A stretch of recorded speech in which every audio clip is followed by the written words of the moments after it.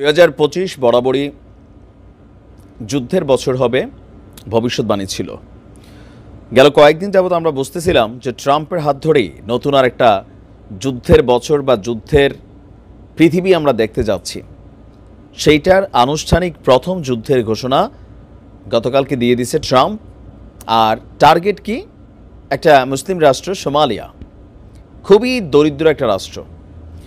দক্ষিণ আফ্রিকার এই দেশগুলোরে পশ্চিমারা এত পরিমাণ চষছে, স্বর্ণের খনি, এই খনি, সেই খনি, তেলের খনি। আর মানে এগুলা করতে করতে হচ্ছে কি, ওই এলাকার মানুষগুলারে এমন একটা লাইফস্টাইলে নিয়ে গেছে, দুর্নীতি এত পরিমাণ করার সুযোগ দিছে যে দেশগুলো এক ধরনের ধ্বংসের পথে। আর যেই দেশেই অভাব অনটন থাকে ওইখানে দুইটা শ্রেণীর আধিপত্য হয়। একটা হচ্ছে ধর্ম ব্যবসায়ী, আরেকটা হচ্ছে ধরেন কি বলো যে বাটপার শ্রেণী। এই দুইটা শ্রেণী খুব এখানে গজায় যায়, মানুষের মধ্যে ফ্রাস্ট্রেশন থাকে, অভাব থাকে, অনটন থাকে, মুক্তি চায়। দর্শক, আফ্রিকার দেশ সোমালিয়ায় মধ্যপ্রাচ্যভিত্তিক জঙ্গি গোষ্ঠী আইএসের বিরুদ্ধে বিমান হামলা চালানোর অনুমতি দিয়েছে আপনার কি বলে যে ডোনাল্ড ট্রাম্প। একটা নতুন একটা কমন একটা রোগ লাস্ট আপনার 9/11 পরে বিশ্বব্যাপী একটা নাম আপনারা দেখতে পাইছেন। তো বলা হচ্ছে যে গতকালকে দেশটির গলিস পার্বত্য এলাকায় এই সংগঠনটির কয়েকজন সেনা সদস্য বা সদস্য লুকিয়ে আছেন, আত্মগোপন আছেন। এই তথ্য ছিল আমেরিকার কাছে। ট্রাম্পরে জানাইছে, বলছে নগদে অ্যাকশন করো। তো অ্যাকশন করার পরে রেজাল্ট কি বলা হচ্ছে, এতে এই সংগঠনটার কয়েকজন সদস্য নিহত হয়েছে।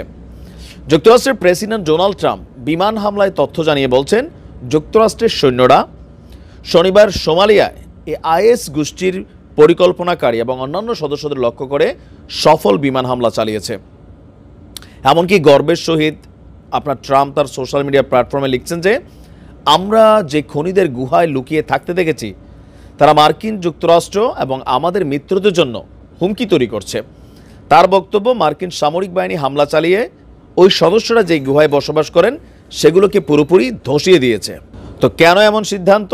বলছে যে এরা যেন বেসামরিক নাগরিকদের কোনো ক্ষয়ক্ষতি না পারতে পারে, বিশ্বের জন্য হুমকির কারণ হয়ে উঠতে না পারে, সেই জন্য এই অভিযান। তো সোমালিয়া সরকারের সহযোগিতা চাইছেন, না দরকার কি? আরে ভাই, আমার মেশিনারিজ আছে, কিসের সোমালিয়ারা গরিব টরিব।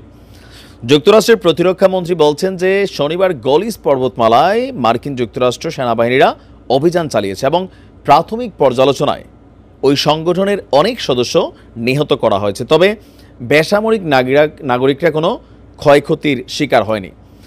সোমালিয়ায় মার্কিন বাহিনীর হামলার তথ্য স্বতন্ত্রভাবে আপনার মানে আলাদা কোনো গণমাধ্যম থেকে ওইভাবে আমরা দেখি না। তবে সোমালিয়ার প্রেসিডেন্ট কার্যালয় বলছে যে প্রেসিডেন্ট হাসান শেখ মাহমুদকে বিমান হামলার বিষয়ে প্রথমে কোনো অবহিত করা হয়নি, পরে অবহিত করা হয়েছে।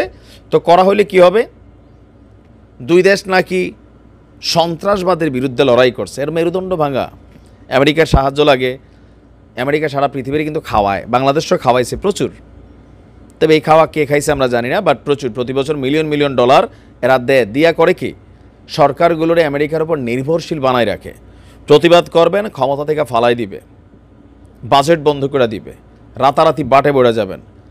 এক ট্রাম্পের ঘোষণার পরে আপনি দেখেন সুইজারল্যান্ড বাংলাদেশের সাথে নাটক গেছে, নেদারল্যান্ডসও নাটক হয়ে গেছে, আরও অনেক দেশ যাবে, এটা শিওর থাকেন।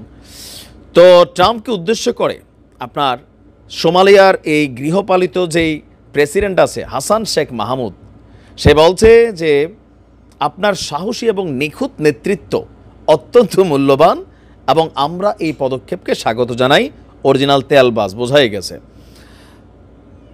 এখন এই যে রাতের অন্ধকারে এই হামলা চালানো, সেটা কতটুকু যৌক্তিক হয়েছে? তবে সোমালিয়ার সিভিলিয়ানরা বলছেন যে যেই গুহার কথা বলা হয়েছে এখানে আসলে এমন ধরনের কোনো ঘাঁটির অস্তিত্বই নেই। সেখানে লোকাল কিছু ধর্মীয় সংখ্যাগোষ্ঠী আছে, তাদের একটা আস্তানা ছিল, এটারে অভিযান চালিয়ে শেষ করে দিছে আর ট্যাগ দিয়ে দিছে ওই গোষ্ঠীর। তো যারা এই হামলার শিকার হয়েছে তাদের বক্তব্য কি? পাল্টা প্রতিশোধ নিব। সোমালিয়ার আর আছে কি?